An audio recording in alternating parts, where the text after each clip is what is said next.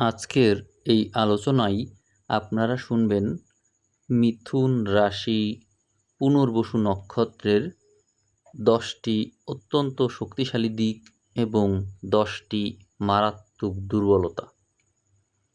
এটি অত্যন্ত জনপ্রিয় একটি ভিডিও, এই জন্য আপনারা মনোযোগ দিয়ে ভিডিওটি শুনবেন এবং নিজেদের সম্পর্কে চমৎকার সব তথ্য আপনারা জানতে পারবেন। তো আমি শুরু করছি। বৈদিক জ্যোতিষশাস্ত্র অনুসারে মিথুন রাশির অন্তর্গত পুনর্বসু নক্ষত্রের জাতক জাতিকারা ব্যক্তিত্বের দিক দিয়ে অত্যন্ত চমৎকার, বৈচিত্র্যময় এবং ভারসাম্যপূর্ণ হয়ে থাকে।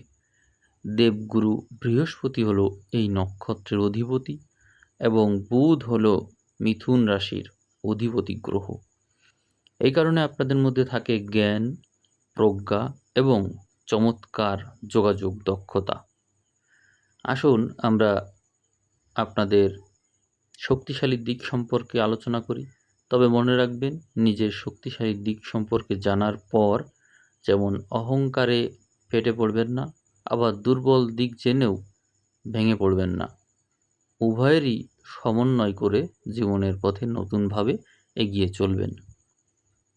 আপনার প্রথম শক্তিশালী দিক হলো পুনরাগমনের ক্ষমতা, অর্থাৎ দ্য পাওয়ার অফ রিটার্ন, অর্থাৎ পুনর্বসু, পুনরায় ভালো হওয়া, আলোর পথে ফিরে আসা।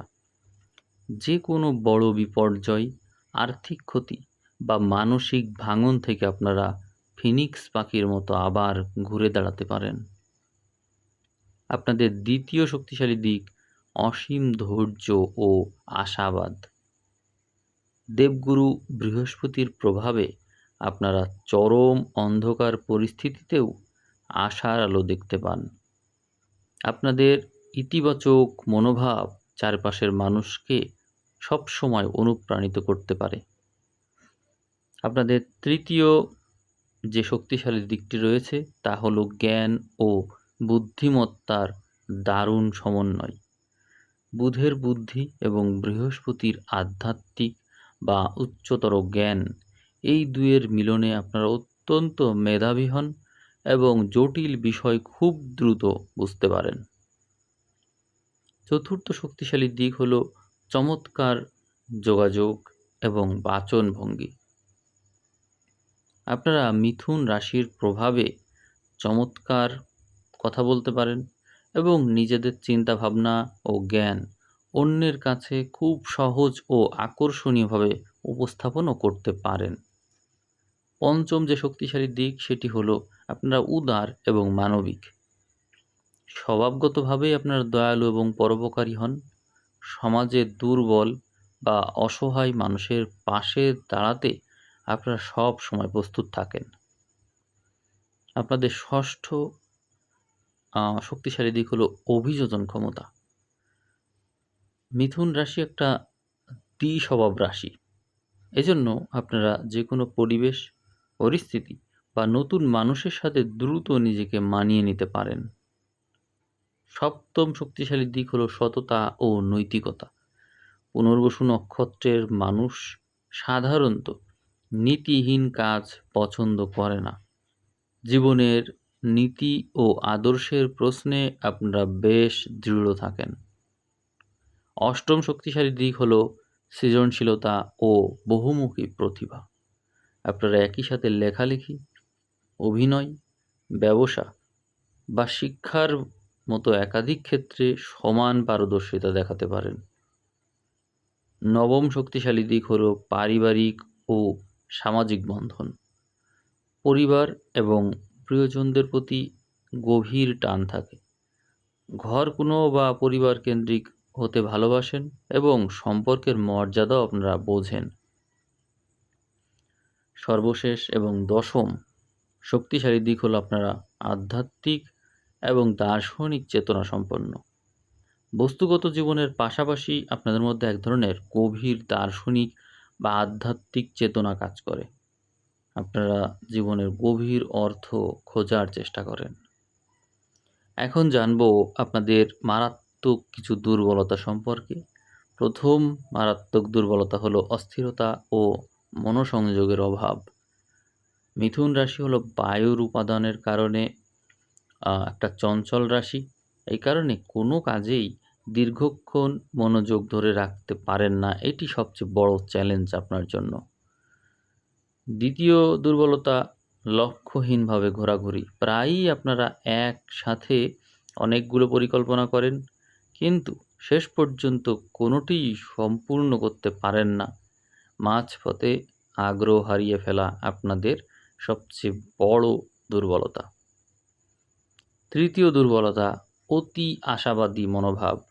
মাঝে মাঝে বাস্তবতাকে উপেক্ষা করে আপনারা এতটাই আশাবাদী হয়ে ওঠেন যে প্রস্তুতি ছাড়াই বড় ঝুঁকিপূর্ণ সিদ্ধান্ত নিয়ে ফেলেন এবং ক্ষতিগ্রস্ত হন।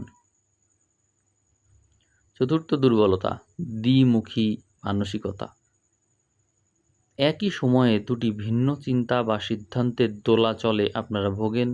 কি করব আর কি করব না, এই দ্বিধাদ্বন্দ্বই আপনাদের মানসিক শান্তি নষ্ট করে দিতে পারে।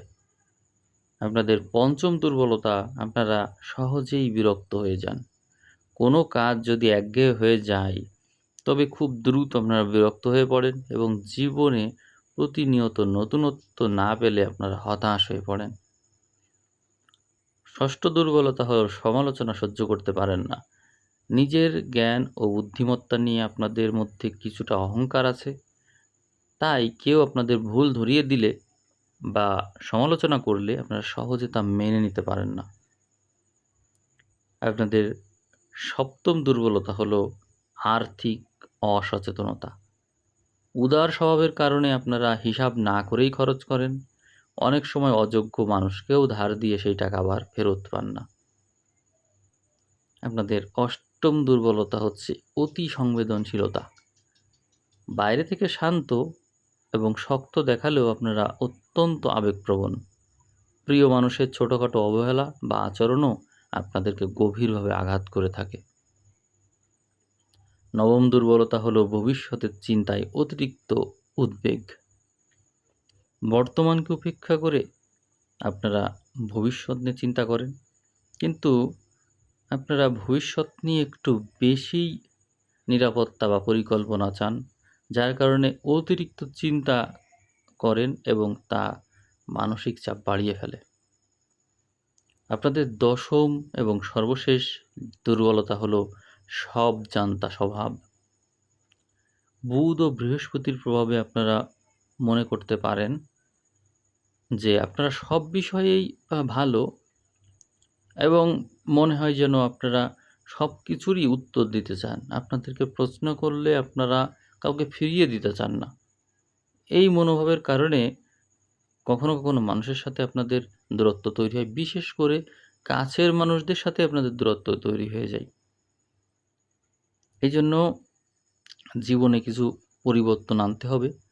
তো সেখানে আপনারা এখন যে কথাগুলো বলবো সেই পরামর্শটা কাজে লাগাতে পারেন। যেমন, এক সময়ে যদি আপনারা একটি লক্ষ্য নির্ধারণ করেন, তাহলে কি হবে, একাধিক নৌকায় পা না দিয়ে যে কোনো একটি নির্দিষ্ট লক্ষ্য স্থির করলে সেটি শেষ না হওয়া পর্যন্ত অন্য কোনো কাজে হাত দেবেন না, দেখবেন ভালো করবেন। ধীরে সুস্থে সিদ্ধান্ত নিতে পারেন। যেহেতু বুধের চঞ্চলতা আছে, তাই তাড়াহুড়ো করে কোনো ব্যবসায়িক বা ক্যারিয়ার বিষয়ক সিদ্ধান্ত নেবেন না। গুরুজন বা অভিজ্ঞ ব্যক্তির পরামর্শ নেবেন। মেডিটেশন বা প্রাণায়াম করতে পারেন। মনের অস্থিরতা কাটানোর জন্য, ওভার থিঙ্কিং কমানোর জন্য 15 থেকে 20 মিনিট মেডিটেশন করতে পারেন। অনুলোম বিলোম প্রাণায়ামও করতে পারেন। প্রকৃতির সাথে সময়ও কাটাতে পারেন। যেহেতু আপনার রাশি একটা বায়ু রাশি, এই জন্য বায়ুর উপাদানের ভারসাম্যটা খুব প্রয়োজন। খোলা বাতাসে হাঁটাহাঁটি করুন, গাছের পরিচর্যা করুন, অনেক লাভবান হবেন।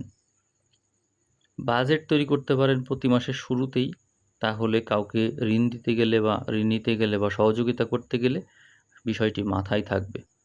নম্রতা বজায় রাখতে পারেন। অন্যের মতামতকে অবশ্যই শ্রদ্ধা জানাতে হবে। কেউ আপনার সমালোচনা করলে তা রাগ না করে আত্মপক্ষ সমর্থনের সুযোগও রাখতে পারেন। তার কথাগুলো শুনতে হবে, বুঝতে হবে। সবুজ রং, হলুদ রং ব্যবহার করতে পারেন। এটি বুধ বৃহস্পতির প্রভাবকে জোরালো করবে। ভগবান বিষ্ণুর আরাধনা করতে পারেন বা তার মন্ত্র শুনতে পারেন। এটি মানসিক শক্তি বৃদ্ধি করবে। তো ভিডিও কেমন লাগলো আপনারা কমেন্টে জানাতে পারেন। যদি এই ভিডিওর ভিউ ৫,০০০ ক্রস করে আপনারা আবার নতুন ভিডিও পাবেন। সবাই ভালো থাকবেন। সবাইকে অসংখ্য ধন্যবাদ।